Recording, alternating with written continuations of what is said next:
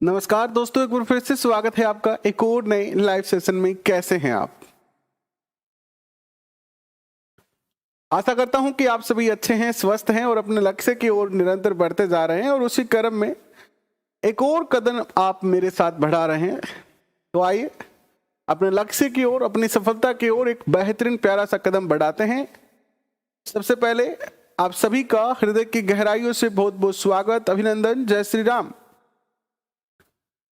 विद्वान साथियों, जैसा कि हमने कल शुरू किया था, एनसीईआरटी क्लास 6 से लेकर 10 तक वन लाइनर क्वेश्चन, उसी क्रम में क्लास 6 की ये दूसरी क्लास है जहां हम आज कुछ और बेहतरीन वन लाइनर क्वेश्चन डिस्कस करेंगे। मनोज भाई, रानी कौर जी, पूनम जी, बाबूलाल मीना जी, पूनम चंद जी, मीना जी, तनु जी, रानी कौर जी, राजेंद्र जी, खुशबू जी, ममता शर्मा जी, संतोष जी, आप सभी का हार्दिक स्वागत और अभिनंदन। पिंकी, आपका भी बहुत बहुत स्वागत। और इस सेशन को देखने वाले हमारे सभी परिवार के सदस्यों का हृदय की गहराई से बहुत बहुत स्वागत। आयुष वर्मा जी, मूलचंद जी, कैसे हैं आप? ज्योति जी, रमेश शर्मा जी, सोनू बिश्नोई जी, एमके चौधरी जी, दयाली कुमारी जी, राजेश चौधरी जी, एमपी वर्मा जी, स्वागत आपका। तो आइए करते हैं शुरुआत, लेकिन सेशन शुरू करूं उससे पहले बाबूराम माली जी, आपका भी बहुत बहुत स्वागत।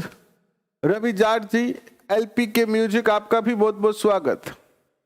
विद्वान साथियों, कल जब हम सेशन करें तो सेशन के बाद आज मैं इस सेशन से पहले आप सबके कल वाले वीडियोस क्लास पे मैं आपके कमेंट पढ़ रहा था और कई बच्चों ने ये कहा कि सर हमने वहां भी पढ़ा है, लेकिन मैच नहीं हो रहा है जो आप क्वेश्चन करवा रहे हैं उनसे। तो अगर आप ध्यान से अपनी पुस्तक को पढ़ेंगे, आरबीएसई की एनसीईआरटी की वेबसाइट खोलिए, एनसीईआरटी की वेबसाइट से class 6, 7th, 8th, 9th, 10th की बुक डाउनलोड कीजिए और फिर उसको देखिए खोल के पीडीएफ को, और फिर आप ये वन लाइनर क्वेश्चन देखिए, आपको सारे क्वेश्चन वहीं से मिल जाएंगे। तो चलिए, किसी प्रकार का कोई संशय रखने की आवश्यकता नहीं है। अगर आपको हम पर विश्वास है तो बिल्कुल आप ये क्वेश्चन अच्छे से याद कर लीजिएगा, आपको कोई भी प्रकार की दिक्कत जो है वो नहीं आने वाली है।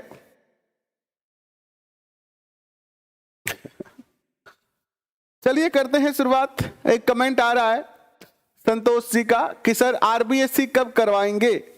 तो संतोष, आपको मैं बता देना चाहता हूं, शायद आप हमारे इस परिवार के नए सदस्य हैं, तो आरबीएससी हम ऑलरेडी आपको one liner question plus detail session करवा चुके हैं। आप जाके प्लेलिस्ट में उसको देख सकते हैं। सेशन शुरू करता हूं, काफी समय हो गया है, लगभग 3 मिनट हो चुकी है और आप सभी से छोटा सा निवेदन है कि आप इस सेशन को अपने दोस्तों के साथ शेयर कर दें ताकि सभी बच्चे सेशन में आ सके। प्लस जो है वो आप अगर नए हैं और आपने सब्सक्राइब बटन पे क्लिक नहीं कर रखा है तो वो भी आप जरूर कर दीजिएगा।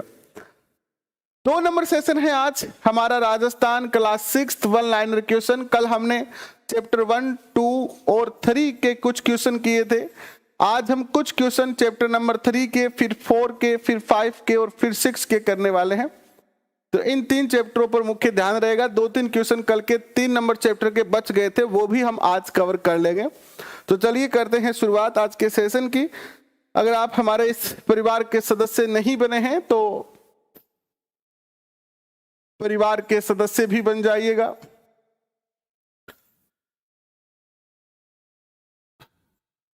ताकि आने वाले जितने भी सेशन हैं उन सबको आप आसानी से देख पाएं और आपको नोटिफिकेशन मिले, इसके लिए आप बेल आइकन जरूर दबा दीजिएगा।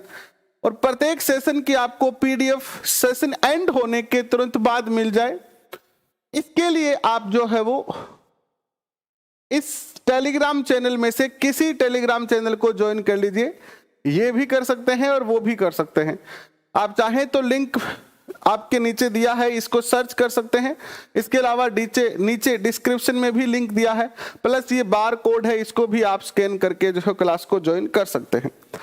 तो आइए कुछ कक्षा 3 के चैप्टर के कुछ क्वेश्चन बचे हुए थे, 3-4, पहले उन क्वेश्चन को करते हैं और फिर कक्षा नंबर 4 की शुरुआत करते हैं। रंजीत चौधरी जी कैसे हैं आप? मीनाक्षी कुमारी जी स्वागत आपका, कैसे हैं? Good evening Meenakshi. विजय लक्ष्मी जी कैसे हैं? बहुत दिनों के बाद आए हैं आप सेशन में।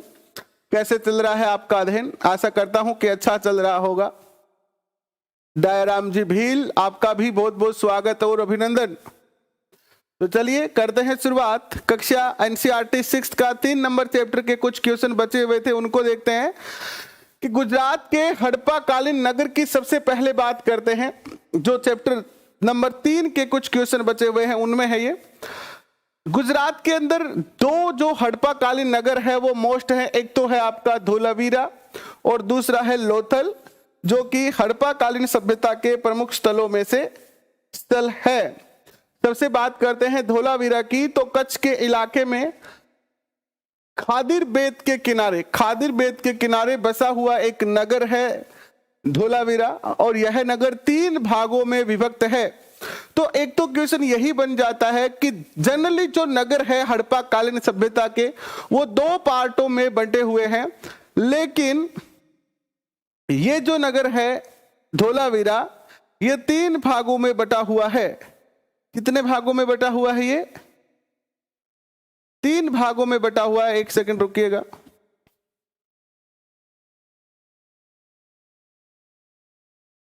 तीन भागों में ये बटा हुआ है। यहां से पत्थर के बड़े बड़े अक्षरों में लिखे हुए अभिलेख प्राप्त हुए हैं, यानी यहां पर पत्थरों पर बड़े बड़े अक्षरों में लिखे हुए अभिलेखों के साक्ष्य प्राप्त हुए हैं, जो कि यहां के इतिहास को जानने में काफी महत्वपूर्ण है।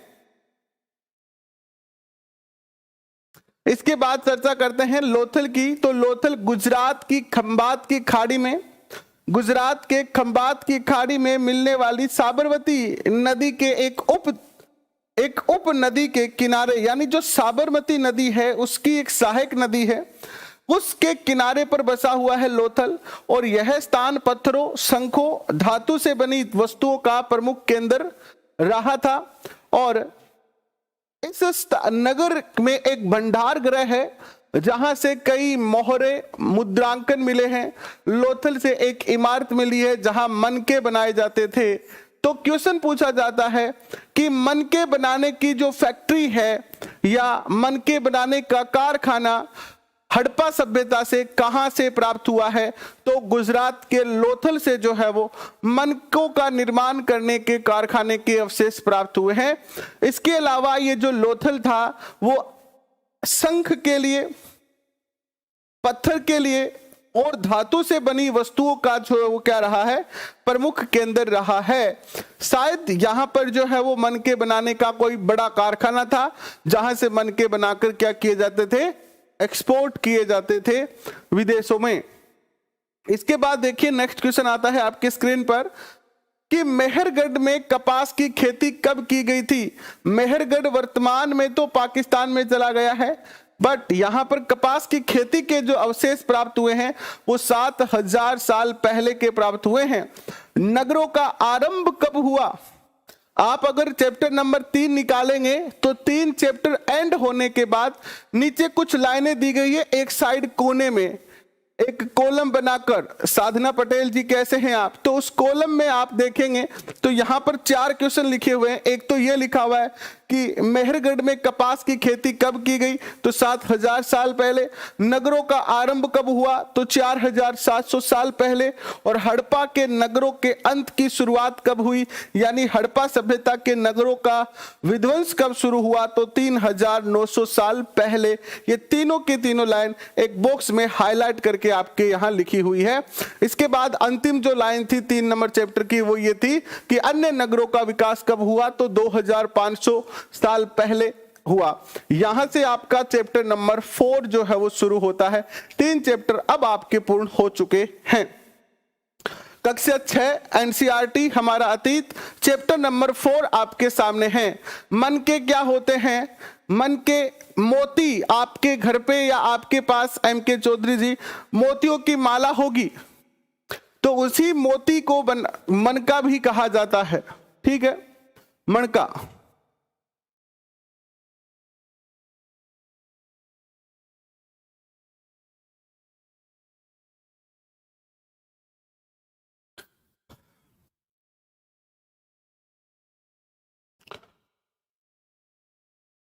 जी साधना पटेल जी, हम बहुत अच्छे हैं, स्वस्थ हैं। आप बताइए आपका कैसे चल रहा है अध्ययन?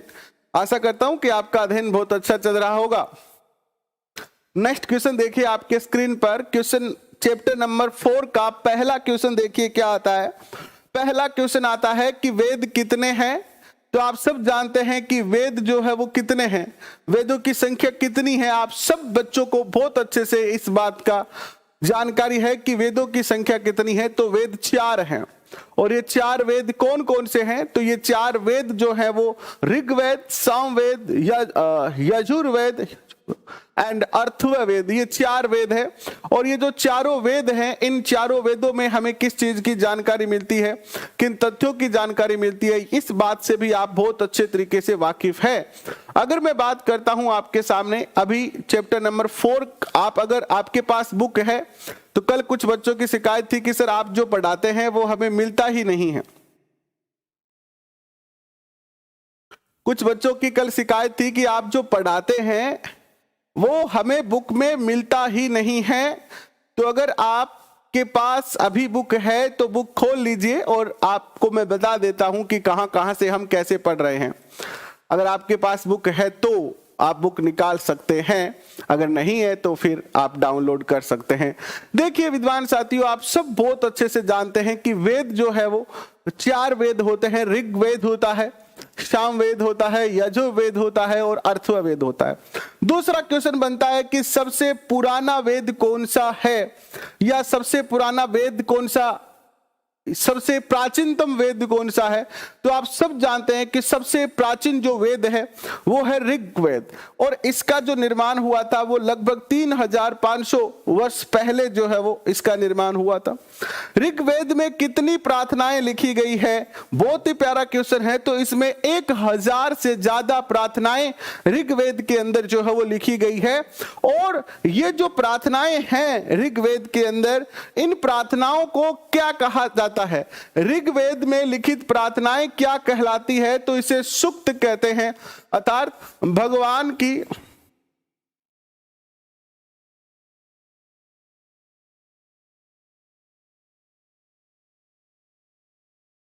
क्या हो रहा है, लिख क्यों नहीं रहा है? तो एक सेकंड रुके, एक सेकंड रुकिए। सूक्त क्या होता है देखिएगा।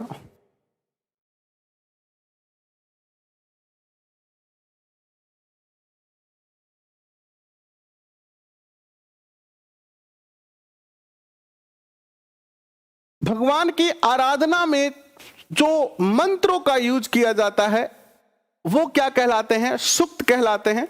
ये संस्कृत की छोटी छोटी सूक्तियां होती है, मंत्र उच्चारण होते हैं। जैसे आपके विवाह के समय पंडित जी ने बहुत सारे मंत्र पढ़े होंगे, जब घर में बच्चा होता है उसका नामकरण होता है तब बहुत सारे मंत्र पढ़े जाते हैं।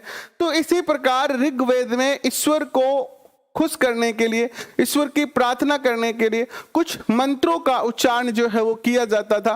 और ये मंत्र उच्चारण जो है वो क्या कहलाता था? ये मंत्र उच्चारण जो है वो क्या कहलाता था? ये सूक्त कहलाता था। यानी इन मंत्रों को क्या कहते थे? सूक्त कहते थे। ठीक है, सूक्त शब्द का अर्थ क्या है? सूक्त शब्द का अर्थ क्या है? अच्छी तरह बोला गया, ऐसा मंत्र जिसको अच्छी तरह से बोला जाए सूक्त कहलाता है। सूक्त शब्द का अर्थ यही है।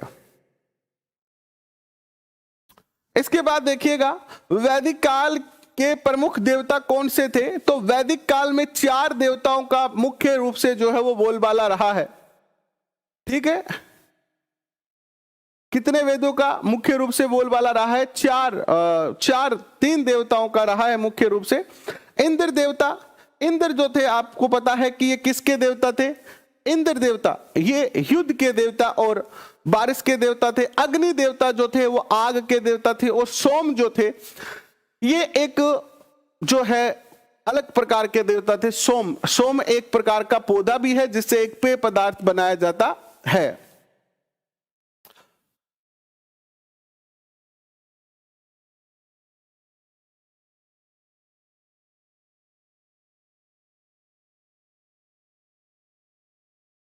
इसके बाद देखिएगा ऋग्वेद की भाषा कौन सी है। ऋग्वेद जो लिखा गया है वो किस भाषा में लिखा गया है? तो ऋग्वेद को प्राक संस्कृत या फिर आप दूसरा ऑप्शन पूछे तो वैदिक संस्कृत, वैदिक संस्कृत के अंदर ऋग्वेद को जो है वो लिखा गया है। तो ऋग्वेद की भाषा कौन सी है, ये क्वेश्चन आपसे पूछा जा सकता है।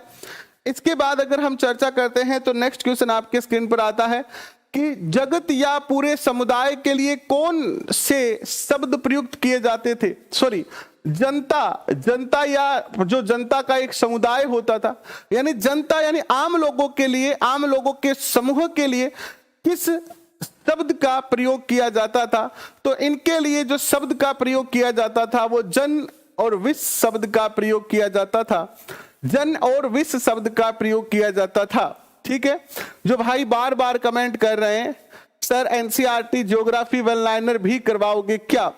हम बच्चों की, हम लर्नर की एक सबसे बड़ी उत्सुकता ये रहती है कि जो हमारे पास है उसको हम महत्व नहीं देते हैं, लेकिन जो चीज हमारे पास नहीं है, जो भविष्य में हो सकती है, उसके लिए चिंतित रहते हैं। जब हमने नहीं शुरू की थी एनसीईआरटी के वन लाइनर क्वेश्चन तो सबसे ज्यादा कमेंट यही हो रहे थे सिलेबस चेंज होने के बाद कि एनसीईआरटी के क्वेश्चन करवाएं, एनसीईआरटी के क्वेश्चन करवाएं, एनसीईआरटी के क्वेश्चन करवाएं।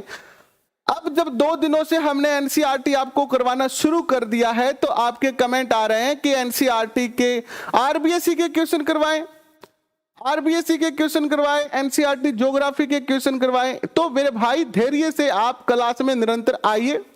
आपको शायद आप हमारे परिवार के नए सदस्य हैं इसीलिए आपको पता नहीं है कि हम आपको सब कुछ करवाएंगे। बिल्कुल धैर्य रखिए। अपने मारवाड़ी में कहावत है कि हथेली में सरसों को नहीं उगे और गादड़े की ताकड़ू मतीरो कौन पाके, है ना। अपने मारवाड़ी में कहावत है नहीं कि गादड़े की ताकड़ू मतीरो कौन पाके। भाई टाइम लगता है हर चीज में। आपको बताया कि एक एक क्वेश्चन आप सर्च करके देख लीजिए। यूट्यूब पर बहुत सारे सेशन पड़े हैं एनसीईआरटी से संबंधित, आप कहीं पर भी सर्च करके ढूंढ लीजिए। वन लाइनर क्वेश्चन इस प्रकार के आपको नहीं मिलेंगे और इस प्रकार के क्या वन लाइनर क्वेश्चन ही नहीं मिलेंगे। हाँ, एनसीईआरटी की क्लासें बहुत सारी मिल जाएगी जहां एनसीईआरटी को आपको एक्सप्लेन किया गया, बट वन लाइनर क्वेश्चन आपको कहीं नहीं मिलेंगे। और कोई बुक भी नहीं है जिसमें इस तरीके से line to line one liner question बनाए गए हैं। तो इन सब चीजों में समय लगता है। 3-4, 5-5 घंटे क्लास लेने से पहले एक एक क्वेश्चन को लिखा जाता है, फिर उसको टाइप किया जाता है। तो हम आपसे ये पूर्णतः वादा करते हैं कि अगर आप धैर्य रखेंगे तो हम आपको सब कुछ करवाएंगे। जितना हमारी क्षमता है उस क्षमता तक आपको करवाएंगे। बिल्कुल भी घबराने की जरूरत नहीं है। आपके पास जो डाटा आ चुका है उसको याद करें, उसको रिवाइज करें, उसको पढ़ें, उसको नोट करें। आगे की चिंता आपको करने की आवश्यकता नहीं है, वो मैं कर लूंगा। ठीक है। महापाषाण या कब्र की प्रथा कब से शुरू हुई? यानी कब्र बनाने की, किसी व्यक्ति के दफनाने की जो प्रथा है, कब्र बनाने की जो प्रथा है, कब्र जानते हैं आप, कब्र बनाने की जो प्रथा है वो कब से शुरू हुई है? तो ये लगभग 3000 साल पहले से ये प्रथा शुरू हुई है। और कब्र बनाने की प्रथा कहां कहां प्रचलित है? तो कब्र बनाने की जो प्रथा है ये आपके दक्कन क्षेत्र में, दक्षिण भारत में, उत्तर पूर्वी भारत में तथा कश्मीर क्षेत्र में जो है वो कब्र बनाने की प्रथा प्रचलित सबसे पहले हुई। इन क्षेत्रों में कब्र बनाने की जो प्रथा है वो काफी ज्यादा प्रचलित रही है। इसके बाद देखिएगा मृतकों को किन किन वस्तुओं के साथ दफनाया जाता था। अगर हम अपने प्राचीन स्थलों को देखें, पुरातात्विक साहित्य को देखते हैं, जो हमें उत्खनन से प्राचीन कब्र मिली है, वो कब्र जो है उसमें हमें किस प्रकार के साक्ष्य मिले हैं। तो जब कब्रों का उत्खनन किया गया तो इन कब्रों से हमें अनेक तरह की जो है वो क्या मिली, सामग्रियां मिली। तो आइए चर्चा करते हैं कि इन कब्र से हमें कौन कौन से तरह की सामग्रियां जो है वो प्राप्त हुई है। तो देखिएगा, यहां से काले और लाल मिट्टी के बर्तन प्राप्त हुए, कब्र में हमें लोहे के औजार और हथियार प्राप्त हुए, घोड़े के कंकाल प्राप्त हुए और सामान तथा पत्थर और सोने के गहनों के साथ इनको जो है दफनाया जाता था।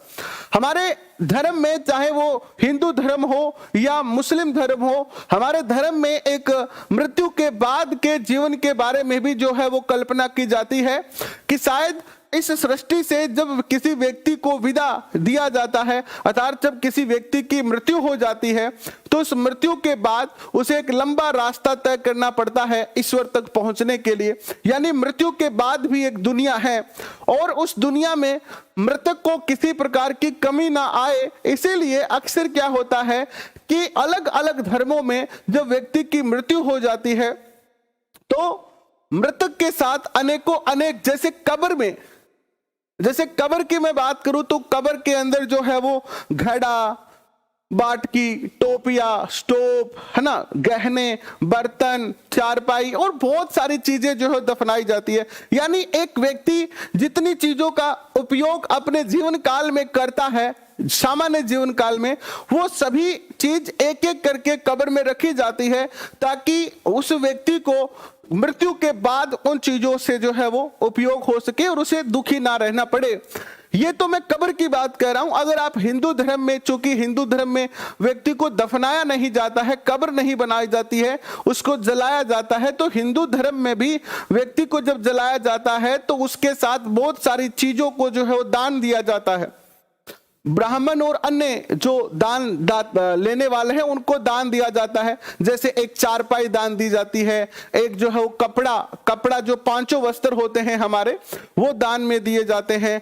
घी, खाने की चीजें और अनेकों अनेक चीजें जो है वो दान में दी जाती है। यही सोचकर दान में दी जाती है कि जो व्यक्ति या जो महिला जिसकी मृत्यु हुई है उसकी जो फेवरेट चीजें हैं खास तौर पर वो दान में दी जाती है ताकि उस व्यक्ति को मृत्यु के बाद किसी प्रकार की परेशानी ना हो और उन वस्तुओं का वो उपयोग कर सके, डायरेक्ट इनडायरेक्ट कैसे भी। ये हमारी एक विश्वास है, ये ऐसी हमारी श्रद्धा है। बाकी तो आप सब जानते हैं कि मृत्यु के बाद ओनली और ओनली क्या है, शून्य है, ये हम नहीं जानते हैं। यानी हमारी जानकारी में मृत्यु के बाद क्या होता है कुछ किसी को नहीं पता है। इस सृष्टि में किसी को नहीं पता है कि मृत्यु के बाद क्या होता है, लेकिन एक हम जो हमारी परंपराएं हैं प्राचीन समय में रूढ़िवादी, उनको हम फॉलो करते आ रहे हैं। नेक्स्ट देखिएगा, ब्रह्मगिरी में कब्र से क्या मिला है। ब्रह्मगिरी नामक स्थान से जब एक कब्र को खोला गया तो वहां से हमें 33 सोने के मनके और शंख प्राप्त हुए। सोने के जो मोती हैं वो बनाए गए थे, वो प्राप्त हुए 33 एंड यहां से हमें क्या प्राप्त हुए हैं, शंख प्राप्त हुए हैं। इनाम गांव जो कि भीमा की सहायक नदी की घाटी के किनारे स्थित है, जहां से हमें वहां से क्या प्राप्त हुआ है, तो इस इनाम गांव से हमें एक 5 कमरों वाला मकान है और उस मकान के आंगन में 5 कमरों वाला, देखिए इस तरीके का एक मकान है। 1 कमरा, 2 कमरा, 3 कमरा, 4 कमरा, 5 कमरा और ये इनका आंगन है। तो यहां शायद इसी परिवार के किसी सदस्य की मृत्यु के बाद उसको इस आंगन में दफनाया गया था। तो 5 कमरों वाले मकान के आंगन में 4 पैरों वाले मिट्टी के बड़े संदूक में दफनाई गई एक कब्र के अवशेष मिले हैं। यानी आंगन में ही व्यक्ति को दफना दिया गया एक मिट्टी के बॉक्स में। इसके हमें यहां से जो है वो क्या मिले हैं, अवशेष प्राप्त हुए हैं। सिर जो होता है इनका हमेशा उत्तर दिशा में ही रखा जाता है। उत्तर वैदिक काल में राजा का चुनाव कैसे होता था, यानी उत्तर वैदिक काल की बात करते हैं हम। ये तो हम वैदिक काल की बात किए हैं, अब तक जो बात किए हैं, अब उत्तर वैदिक काल की बात हम करते हैं। तो उत्तर वैदिक काल के अंदर जो है वो राजा का चुनाव जो है वो जन के द्वारा होता था। जन के यानी जो जनता के छोटे छोटे कबीले होते थे लोगों के, वो राजा का चुनाव करते थे। लेकिन उसके बाद 3000 साल पहले जो परिवर्तन हुआ उत्तर वैदिक काल के अंदर, उसके तहत राजा का चुनाव किस विधि के तहत होने लगा। तो अब जो है वो पहले जहां जनता चुनाव करती थी, अब वहां पर अश्वमेघ यज्ञ और अन्य प्रकार के यज्ञ किए जाते थे और उसी से राजा का चुनाव होता। और इसके बाद धीरे धीरे राजा जो है वो वंशानुगत बन गया, यानी राजा का बेटा राजा, राजा का बेटा राजा, धीरे धीरे क्या हो गया, वंशानुगत हो गया। इस प्रकार की जो है हमें चीजें देखने को मिलती है। यानी जब मैंने आपको डिटेल में एनसीईआरटी करवाया था तब भी मैंने बताया था कि जो वैदिक काल था उसमें जो सिस्टम था वो एक बहुत ही आदर्श सिस्टम था, जिसमें महिलाओं को और पुरुषों को समान दृष्टि से देखा जाता था। राजतंत्र था, बहुत ही अच्छी व्यवस्था थी। जो जाति होती थी वो कार्य के आधार पर होती थी।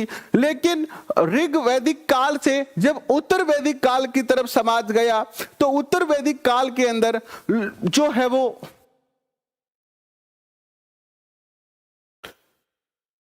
समाज में काफी ज्यादा जो है वो क्या आने लगी, कठिनाई आने लगी।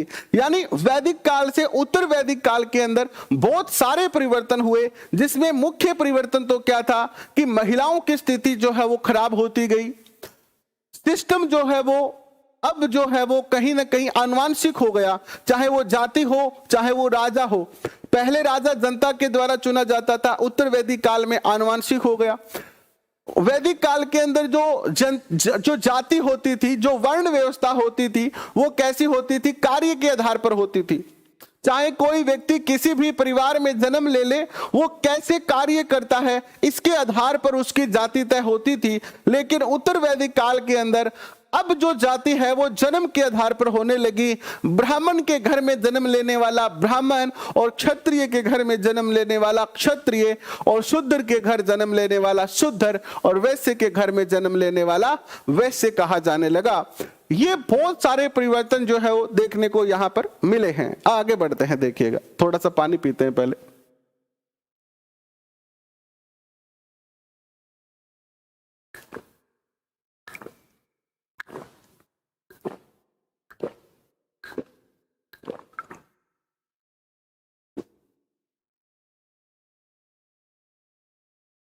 नेक्स्ट क्वेश्चन देखिए, आपके स्क्रीन पर आता है कि पुरोहितों ने लोगों को कितने वर्णों में विभक्त किया? 4 वर्णों में विभक्त किया। कितने वर्णों में? पुरोहितों ने जनता को 4 वर्णों में, जो पहले वर्ण थे कार्य के आधार पर, अब उनको जाति के आधार पर कर दिया गया। किसके आधार पर कर दिया गया? जाति के आधार पर कर दिया गया। जो लोग वेदों का अध्ययन करते थे और अध्यापन करते थे, यानी जो लोग वेद खुद पढ़ते थे और दूसरों को पढ़ाते थे, वो ब्राह्मण कहलाए। क्या कहलाए? वो ब्राह्मण कहलाए। जो शासक वर्ग था, जो युद्ध करता था, जो ब्राह्मणों की रक्षा करता था, बाकी सामान्य जनता की रक्षा करता था, वो क्षत्रिय कहलाया। क्या कहलाया? क्षत्रिय कहलाया। वैसे कौन होता है? जो कृषक समुदाय हैं, पशुपालन समुदाय हैं, व्यापारी समुदाय हैं, ये कृषक, पशुपालक और व्यापारी वैश्य कहलाए। क्या कहलाए? वैश्य। और जो इन तीनों वर्गों की सेवा करे, वैश्य, क्षत्रिय और ब्राह्मणों की जो सेवा करता है, वो क्या कहलाए? शूद्र कहलाए। क्या कहलाए? शूद्र कहलाए। और अब ये जो व्यवस्था हो गई थी वो कैसी हो गई थी? ये जन्म पर आधारित व्यवस्था हो गई थी। यानी अब मान लो कोई शूद्र के घर में बालक या बालिका जन्म लेता है और वो अच्छा अध्ययन करके वेदों का अध्ययन कर लेता है, तब भी वो रहेगा शूद्र का शूद्र। और कोई ब्राह्मण कुल में जन्म लेकर भी अगर शूद्र का कार्य करने लगता है तो भी वो क्या रहेगा? ब्राह्मण का ब्राह्मण रहेगा। यानी ये व्यवस्था जो हो गई थी वो जन्म आधारित कर दी गई थी। कैसी कर दी गई थी? जन्म आधारित कर दी गई थी। अगर ये सेशन आपको पसंद आ रहा है तो इसे एक बार शेयर जरूर करें अपने दोस्तों के साथ और लाइक बटन जरूर दबा दीजिएगा। नेक्स्ट देखिए आपकी स्क्रीन पर क्या आता है। इन चारों वर्णों में से किसे यज्ञ करने का अधिकार प्राप्त नहीं था? तो क्षत्रिय, किसे यज्ञ करने का अधिकार प्राप्त था? तो क्षत्रिय और वैश्य जो है वो यज्ञ कर सकते थे। किस वर्ण को किसी भी अनुष्ठान की अनुमति नहीं थी? कौन सा वर्ण था जिसे धार्मिक अनुष्ठान करने की, यज्ञ करने की, हवन करने की अनुमति नहीं थी? तो ये जो अनुष्ठान था वो कौन सा था? ये अनुष्ठान, ये जो वर्ण था वो था शूद्र। शूद्र को समाज में सबसे नीचे समझा गया। इसको किसी भी प्रकार के शिक्षा का, किसी भी प्रकार की जो है वो धार्मिक अनुष्ठान करने का जो है वो क्या नहीं दिया गया? मौका या इन्हें अनुमति नहीं दी जाती थी। ठीक है,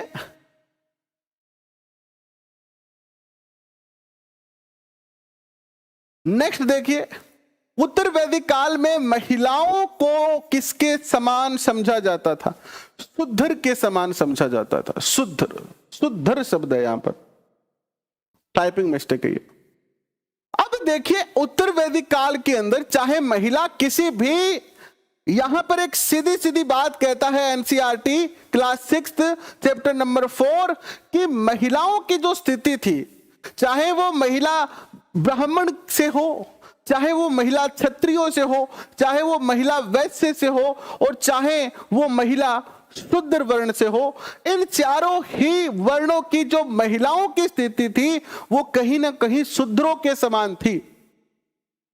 तो एक बात हमारे सामने आती है कि जहां वैदिक काल के अंदर महिलाओं को बड़ा सम्मान मिलता था, पुरुषों के बराबर का सम्मान मिलता था, उनकी स्थिति में उत्तर वैदिक काल के अंदर बहुत बड़ा परिवर्तन आता है और स्थिति बहुत ज्यादा गिर जाती है। यानी महिलाएं चाहे किसी भी वर्ग की हो, उन्हें शूद्र के समान ही समझा जाता था। महिलाओं को शिक्षा का अधिकार नहीं था, महिलाओं को अनुष्ठान करने का अधिकार नहीं था, महिलाओं को स्वतंत्रता नहीं थी कहीं पर भी। उत्तर वैदिक काल में वर्ण का निर्धारण किस आधार पर होता था? तो जन्म के आधार पर होता था, जन्म के आधार पर। शिकारी, शिल्पकार, भोजन संग्रहक आदि को क्या माना जाता था? अब जो शिकारी लोग होते थे, जो शिल्पकार होते थे, जो जंगलों में भोजन इकट्ठा करने जाते थे, उनको क्या कहा जाता था? अछूत कहा जाता था। अछूत, अछूत वो जो छूने के योग्य नहीं है, अछूत वो जो छूने के योग्य नहीं है। ठीक है, इसके बाद देखिएगा जन तथा जनपद की बात करते हैं, महाजनपद की बात करते हैं। आपके बुक में एनसीईआरटी में एक टॉपिक है जन तथा जनपद तथा महाजनपद। जनपद का शाब्दिक अर्थ क्या होता है? जनों के बसने की जगह को जनपद कहते हैं। जनपद काल में लोग कहां निवास करते थे? तो वो झोपड़ियों में रहते थे। जनपद काल में कौन कौन सी फसल की खेती की जाती थी? जनपद काल में चावल, गेहूं, धान, जौ, दाल सब था यहां पर, दालें, गन्ना, तिल, सरसों आदि की खेती की जाती थी। धूसर किस रंग में रंगे प्राप्त हुए हैं? पात्र, पात्र शब्द था यहां पर। धूसर पात्र जो है वो धूसर और लाल रंग में रंगे हुए प्राप्त हुए हैं। महाजनपद काल का प्रारंभ कब से माना जाता है? तो लगभग 2500 वर्ष पहले से महाजनपद काल का जो है प्रारंभ माना जाता है। महाजनपद की क्या व्यवस्था थी? महाजनपद जो था उसकी कैसी सिस्टम था? तो महाजनपद का जो सिस्टम था वो किलेबंदी की जाती थी। यहां पर किले, दुर्ग बनाए हुए होते थे और नियमित वेतन पर सैनिक रखे जाते थे। यानी महाजनपद के जो शासक होते थे वो एक दुर्ग बनाते थे। दुर्ग की एक सेना होती थी, राजा के पास एक स्थायी सेना होती थी जो वर्ष भर उनके पास रहती थी। किसी भी परिस्थिति में युद्ध हो तो वो युद्ध में उनका सहयोग करती थी। राजकुमार सैनी जी कैसे हैं आप?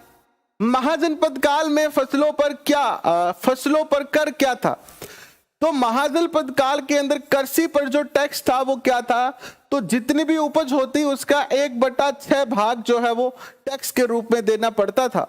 कारीगरों से कर किस रूप में लिया जाता था? जो कारीगर होते थे, श्रमिक होते थे, उन श्रमिकों से श्रम के रूप में महीने में 1 दिन राजा के लिए काम करना पड़ता था। जैसे मान लीजिए कोई मजदूर है, कोई मकान चिनने वाला मिस्त्री है, इनके लिए क्या कंडीशन थी कि उन्हें पूरे महीने काम में से 1 दिन का काम, यानी मान लीजिए 30 दिन का एक महीना है तो 29 दिन वो अपना काम करें, लेकिन 1 दिन उन्हें फ्री में राजा के लिए काम करना होता था।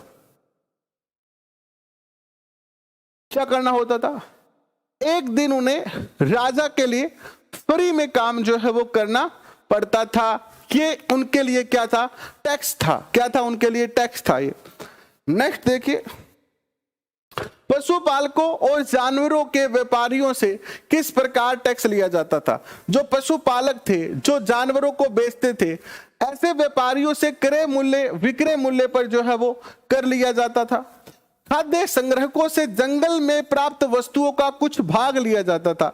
मान लीजिए आप जंगल से भोजन इकट्ठा करने जाते हैं, जंगल से इमारती लकड़ियां लेके आते हैं, लाख, गोंद आदि लेके आते हैं, शहद लेके आते हैं, तो आपको उस शहद से कुछ पार्ट, मान लो कोई मैं हूं, जंगल गया और मैं उस वैदिक काल के महाजनपद काल में हूं और मैं 5 किलो शहद लेके आया, तो उस 5 किलो शहद में से उस शहद का कुछ भाग, आधा किलो या 1 किलो, मुझे राजा को देना पड़ता था।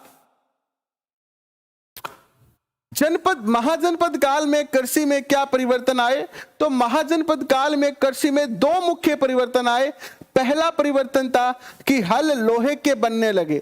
इससे पहले जो थे हल लकड़ी के होते थे, अब हलों को लोहे से बनाया जाने लगा और लोहे का हल जो होता है वो गहराई में जाकर जो खेत को बो सकता है, और जितना ज्यादा गहरा बोएगा उतनी ज्यादा फसल जो है वो अच्छी होगी, जिससे पैदावार बढ़ने लगी और धान का रोपण होने लगा।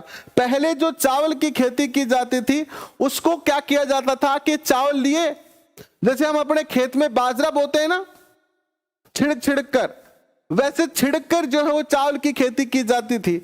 लेकिन महाजनपद काल के अंदर एक बहुत बड़ा परिवर्तन आया कि अब चावल को पहले पौध के रूप में तैयार किया जाता है, यानी धान का रोपण होने लगा। जैसे आज आप चावल की खेती करते हैं ना, पहले चावल को एक छोटे स्थान पर बहुत सारा चावल उगाया जाता है, फिर उन चावल की एक एक पौधे को खेत में बोया जाता है, इसे कहते हैं पौध रोपण। और देखो महाजनपद काल से लेकर आज तक यही सिस्टम चला आ रहा है। महाजनपद काल से लेकर आज तक यही सिस्टम चला आ रहा है, कोई भी परिवर्तन नहीं हुआ है, कोई भी परिवर्तन नहीं हुआ है। उस टाइम चावल की खेती जिस तरीके से होती थी, आज भी चावल की खेती उसी मेथड से हो रही है। आज भी चावल की खेती उसी मेथड से जो है वो हो रही है। तो देख लीजिए हमने कितना प्रोग्रेस किया है उस समय के बाद। नेक्स्ट क्वेश्चन देखिए आपके स्क्रीन पर। मगध जनपद कहां था? तो मगध जनपद गंगा और सोम नदी के तट पर था। मगध महाजनपद के शक्तिशाली शासक कौन थे? तो 2 शक्तिशाली शासक थे, बिंबिसार और अजातशत्रु। मगध जनपद की राजधानी कौन सी थी? तो प्रारंभिक राजधानी जो थी वो तो थी राजगृह, और बाद में जो राजधानी बनाई गई वो पाटलिपुत्र अर्थात वर्तमान पटना को बनाया गया मगध की राजधानी। 2300 साल पहले मगध पर किसने आक्रमण किया? तो मैसिडोनिया के एक राजा थे सिकंदर। मैसिडोनिया के राजा सिकंदर ने जो है वो आक्रमण करने का प्रयास किया, वो सफल नहीं हो पाया। तो मैसिडोनिया के राजा सिकंदर ने 2300 वर्ष पहले मगध पर जो है वो क्या किया था? आक्रमण किया था। ठीक है, इसके बाद देखिए बहुत ही सुंदर प्यारा क्वेश्चन आपके स्क्रीन पर आ रहा है कि सिकंदर का यह आक्रमण क्यों सफल नहीं हो पाया। सिकंदर जो है वो अपनी विशाल सेना को लेकर खड़ा है, मगध पर आक्रमण करने के लिए और अपने सैनिकों को कह रहा है कि चलिए हमें मगध पर जो है वो क्या करना है, आक्रमण करना है। लेकिन सेना का साहस नहीं हो रहा है कि वो मगध पर आक्रमण कर सके और सेना जो है वो व्यास नदी से वापस लौट जाती है, यानी व्यास नदी को पार नहीं कर पाई। क्यों नहीं कर पाई? क्योंकि सेना ने मगध की विशाल सेना के बारे में सुन रखा था और कहीं ना कहीं इनके सैनिकों को, सिकंदर के सैनिकों को इस बात का खौफ था कि वो अगर नदी पार करके जाएंगे तो कहीं ना कहीं वहां मारे जाएंगे। तो सैनिकों ने मना कर दिया, सिकंदर से बोला, सिकंदर भाईजान भाई मैं कौन जाऊं? सैनिकों ने कहा साहब मैं तो कौन जावा, मैं तो यही चाल लिया वापस, और व्यास नदी से वापस मुड़ गए। वज्जी जनपद की राजधानी क्या थी? वज्जी जो जनपद है इसकी राजधानी थी वैशाली। और वज्जी जनपद की शासन व्यवस्था को क्या कहा जाता था? गण या संघ कहा जाता था। वज्जी संघ का वर्णन हमें कहां से प्राप्त होता है? तो वज्जी संघ का वर्णन हमें दीर्घ निकाय, जो कि एक बौद्ध ग्रंथ है 2300 साल पहले का, उससे हमें वज्जी संघ का वर्णन मिलता है, इसकी जानकारी हमें प्राप्त होती है। इसके बाद चर्चा करते हैं हम आगे। तो गण या संघ को में क्या व्यवस्था थी? जो वज्जी संघ था जिसे गण या संघ कहा जाता था, यहां पर कैसी व्यवस्था थी? यहां कई राजा होते थे, एक राजा नहीं होता था, 4 मान लो 5 मान लो, कई राजा होते थे यहां पर। ये राजा क्या करते थे? जब भी कोई डिसीजन लेते थे एक साथ बैठकर विचार विमर्श करते थे और फिर निर्णय लेते थे। वज्जी संघ पर आक्रमण करने के लिए किसने अपने मंत्री को सलाह लेने के लिए बुद्ध के पास भेजा?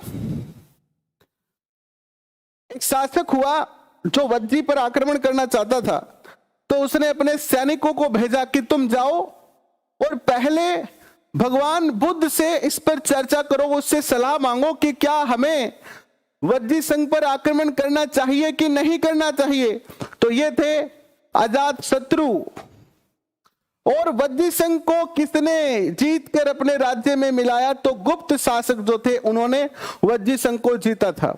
इसके बाद बुद्ध और बौद्ध धर्म की बात करते हैं। बौद्ध धर्म के संस्थापक जो थे वो सिद्धार्थ या गौतम थे। सिद्धार्थ का जन्म 2500 वर्ष पहले हुआ था। बुद्ध किस वंश से संबंध रखते थे? तो ये शाक्य वंश के क्षत्रिय थे। कौन थे ये? शाक्य। ये क्वेश्चन बहुत बार आ चुका है, ये क्वेश्चन बहुत बार आ चुका है। बुद्ध को ज्ञान प्राप्ति कहां हुई?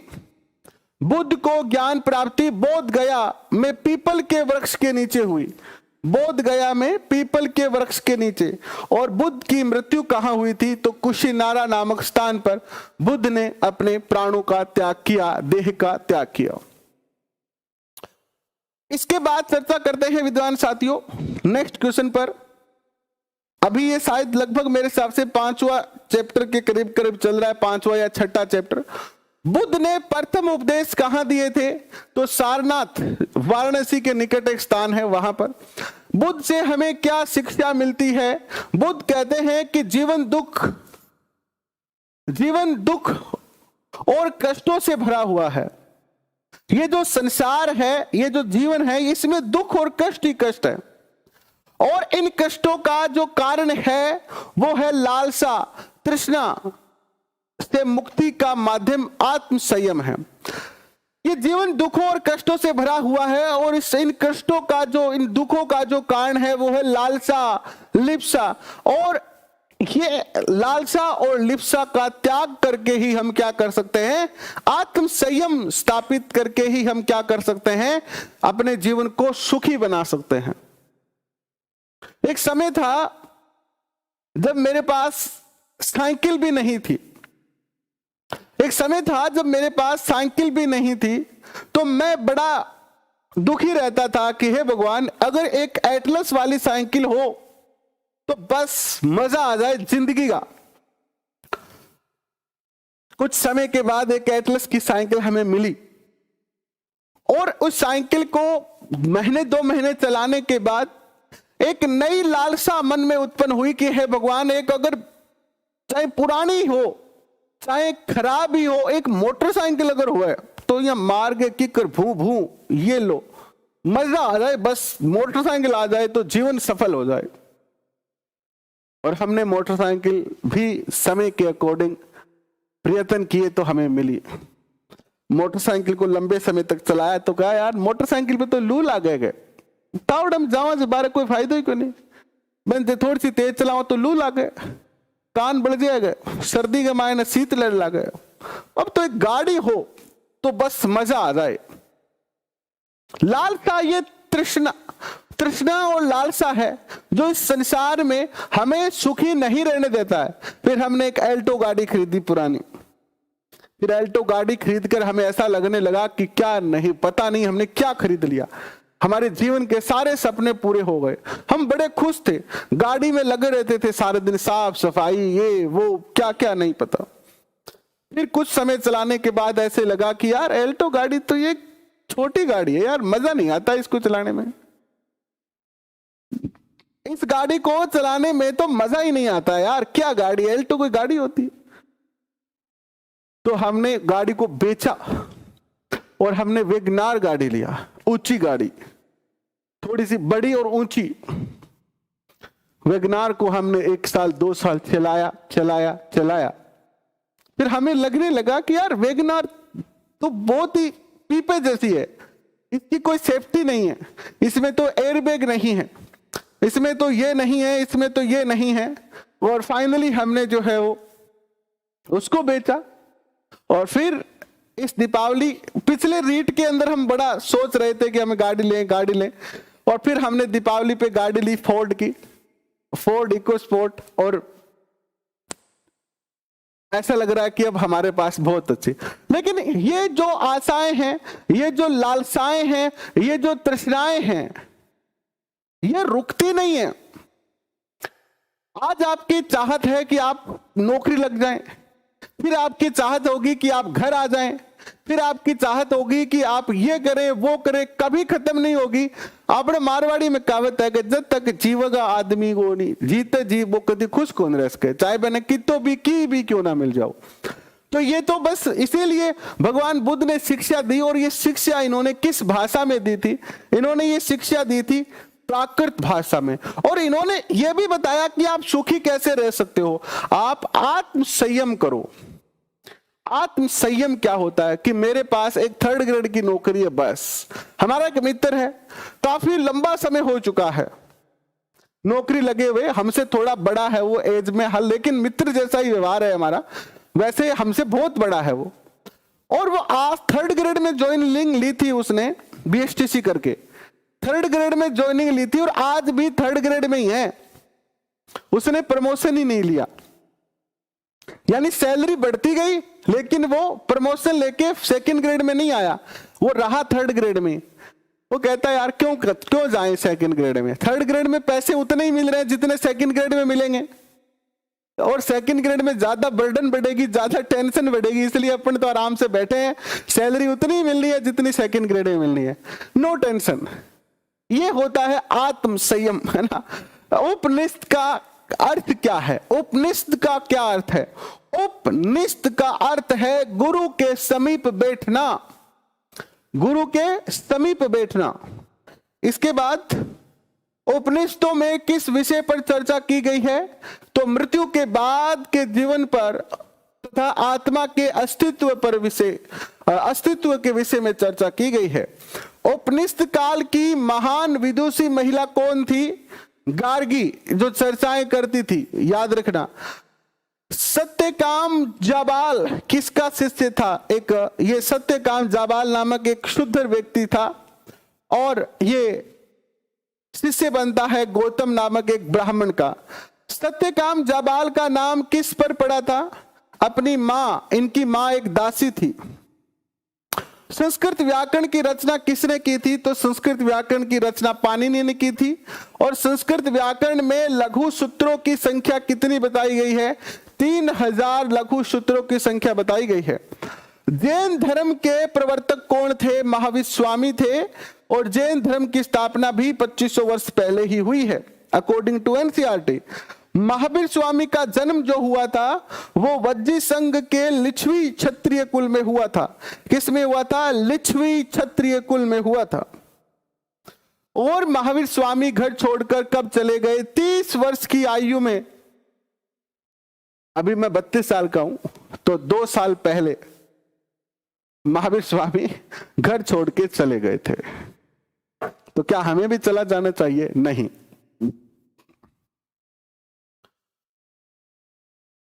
घर छोड़ के जाना ज्यादा आसान है घर में रहकर संघर्ष को सहने से। घर छोड़ के जाना कहीं ज्यादा आसान है बजाय घर में रहकर समाज में संघर्ष सहने से। घर छोड़ के जाना कठिन नहीं है, लेकिन समाज में रहकर संघर्ष करना बड़ा कठिन है। महावीर स्वामी को कितने वर्ष तपस्या करने के बाद ज्ञान की प्राप्ति हुई थी? 12 वर्ष, यानी 32 साल की में गए थे और लगभग 42 वर्ष की आयु में इनको ज्ञान की प्राप्ति हुई। महावीर स्वामी की शिक्षा क्या है? इन्होंने कहा कि सरल रूप से जीवन जीना चाहिए, ग्रह त्याग कर देना चाहिए, अहिंसा के नियमों का पालन करना चाहिए, सभी जीवों को संरक्षण देना चाहिए, भिक्षा मांगकर सादा जीवन बिताना चाहिए। नेक्स्ट, महावीर स्वामी की शिक्षा किस भाषा में थी? तो प्राकृत भाषा में थी। जैन धर्म की वर्तमान शिक्षाएं कहां मिली है? तो गुजरात के वल्लभी में 1500 वर्ष पूर्व इनकी जो है रचना मिली है हमें। जैन शब्द की उत्पत्ति किस शब्द से हुई है? तो जिन शब्द से जैन शब्द की उत्पत्ति हुई है, जिसका अर्थ होता है विजेता। और संघ क्या है? एक संगठन जहां घर का त्याग करने वाले लोग एक साथ रहते हैं, क्या कहलाता है? संघ कहलाता है। जो लोग अपना घर छोड़ के आते हैं वो एक स्थान पर मिलकर रहते हैं, उसे क्या कहते हैं? संघ कहते हैं। क्या कहते हैं? उसे संघ कहते हैं। विनय पिटक क्या है? तो संघ में रहने वाले भिक्षुओं के नियमों को क्या कहा जाता है? विनय पिटक। जैसे साधु लोग हैं तो साधुओं का एक ग्रुप क्या कहलाएगा? संघ कहलाएगा। और उनके कुछ रूल होंगे, वो रूल क्या कहलाएंगे? विनय पिटक कहलाए। और संघ में किन किन का प्रवेश था? देखिए, उस समय संघ में स्त्री और पुरुष दोनों ही जा सकते थे। अगर कोई महिला चाहती थी गृह त्याग करना तो वो भी कर सकती थी और पुरुष भी कर सकते थे। दोनों के लिए अलग अलग रहने के स्थान होते थे। संघ में शामिल होने के क्या नियम थे? देखिए, संघ में शामिल होने का नियम था कि अगर आप बच्चे हैं तो आपको माता पिता से अनुमति लेनी पड़ेगी। अगर आप दास हैं तो आपको आपके स्वामी से अनुमति लेनी पड़ेगी। अगर आप कर्जदार हैं, किसी से उधार पैसा ले रखा है तो उससे अनुमति लेनी पड़ेगी। अगर आप महिला हैं तो अपने पति से अनुमति लेनी पड़ेगी। और अगर आप राजकर्मी हैं तो अपने राजा से अनुमति लेनी पड़ेगी, तभी आपको संघ में शामिल किया जा सकता है। आप संघ के सदस्य बन सकते हैं। और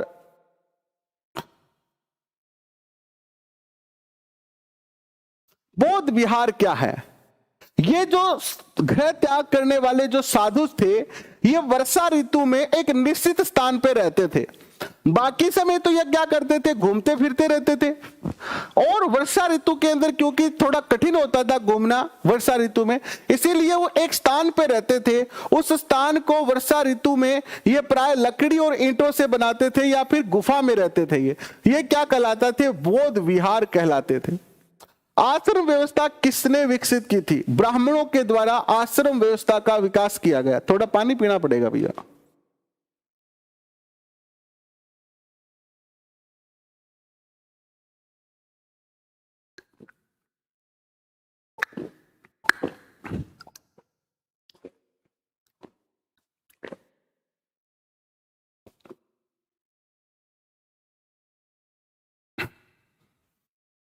अब देखिए, आश्रम व्यवस्था किसने विकसित की? तो ब्राह्मणों ने विकसित की। और आश्रम व्यवस्था को कितने भागों में विभक्त किया गया? 4। पहली ब्रह्मचार्य व्यवस्था 1 से लेकर 25 वर्ष तक।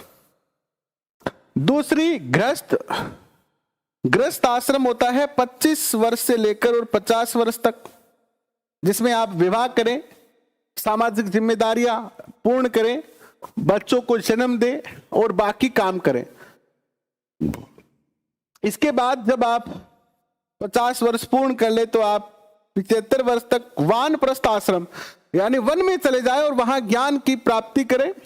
और जब आपको ज्ञान प्राप्त हो जाए तो 75 वर्ष के बाद अगर आप जिंदा हैं तो आप सन्यासी बनकर उस ज्ञान का लोगों के अंदर प्रचार प्रसार करें।